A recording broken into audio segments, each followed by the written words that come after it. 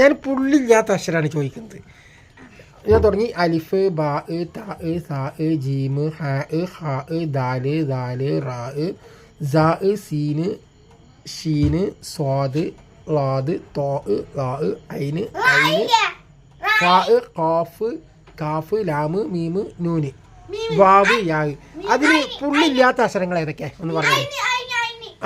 ഐന് പുള്ളില്ല. അഭിന അലിഫിന് പുള്ളില്ല.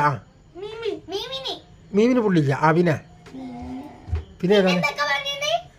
പിന്നെയുണ്ട് 28 അക്ഷരങ്ങളില്ലേ. ദാലിന് പുള്ളില്ല. നന്നായിട്ടാ ഇതൊന്നും പറഞ്ഞിട്ട് ചേട്ടാ. ഇത് അലിഫ് പറഞ്ഞു ഒന്ന് പറഞ്ഞേ.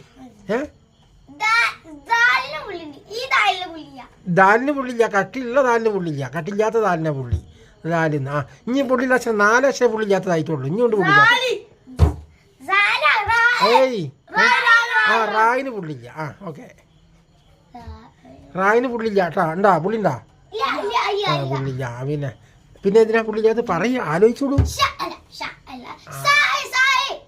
സീനാണ്. സീന സീനിന് പുള്ളില്ല. സീന് പിന്നെ പിന്നെ ഏതാ?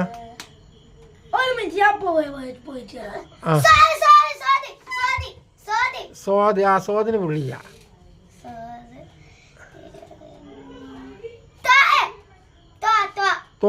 തോയിന് പുള്ളില്ല. തോയിന് പുള്ളില്ല. പിന്നെ അതിന് ഓൻ വന്നിട്ട് നമ്മൾ കുറെ കൊണ്ട് പറയിപ്പിക്കാം. തോയിന് പുള്ളില്ല. ഇപ്പൊ എത്ര അക്ഷരമായിന്നറിയോ? ഇപ്പൊ 8 അക്ഷരം അല്ലേ? 8 അക്ഷരമായി. എന്നാ ഇനി നമുക്ക് നോക്കാം. തോയിന് പുള്ളി ഞാൻ പറഞ്ഞു നോക്കാം. ഒന്നും കൂടി പറഞ്ഞു നോക്കാം. ഹായിന് പുള്ളില്ല. 9 അക്ഷരമായി. ആണോ അതോ ഹ ആണോ പറഞ്ഞത്? രണ്ടും കൂടി പറയില്ല. ഹാ ഹ് എന്ന് ഹ ആണോ പറഞ്ഞത്? ഹ ആ പറഞ്ഞത്. പുള്ളിയുള്ള അക്ഷരങ്ങൾ ബാ ഒയിന്. പിന്നെ ജീമ് അല്ല ജീമ്. പിന്നെ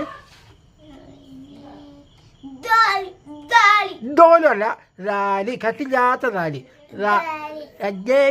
ചിരിച്ച ദാല് അങ്ങനെ പറഞ്ഞാൽ ഇത്ര ഇടങ്ങാറായിട്ട് പറയണ്ട. ദാല് പിന്നെ പുള്ളിയില്ല അക്ഷരം. ഒറ്റപ്പുള്ളില്ല. ഒറ്റപ്പുള്ളില്ല. അയിന് നേരത്തെ പറഞ്ഞു.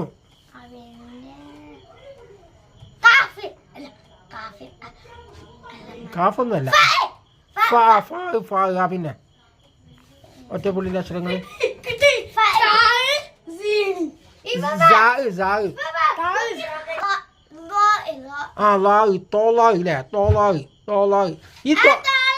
ഈ തോയ് പറയുമ്പോ കാറ്റ് പുറത്തേക്ക് വരരുത്.